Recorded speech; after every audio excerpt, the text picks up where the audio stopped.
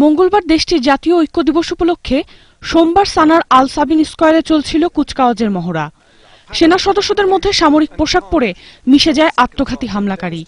BBC জানিয়েছে, বিস্ফোরক বাধা ছিল আত্মঘাতী হামলাকারীর সামরিক পোশাকের বেল্টে। কুচকাওয়াজের ভেতর ঢুকে বোমা বিস্ফোরণ ঘটানোর সাথে সাথে হামলাকারী সহ ২০ জনের মৃত্যু হয়।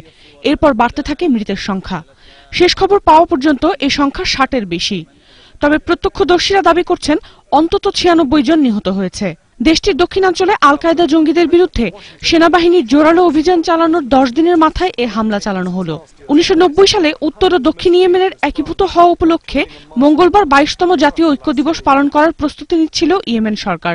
দেশটির প্রেসিডেন্ট প্রাসাদের কাছেই এই হামলায় কয়েকশো আহত ব্যক্তিকে ভর্তি করা হয়েছে সানার বিভিন্ন হাসপাতালে। অনেকের অবস্থা আশঙ্কাজনক হওয়ায় নিহতের সংখ্যা আরও বাড়তে পারে। এক সপ্তাহ আগেই আবিয়ানের জার শহরে জঙ্গি ও সেনাবাহিনীর মধ্যে সংঘর্ষে ৩৩ জঙ্গি ও ১৯ সেনা নিহত হয়।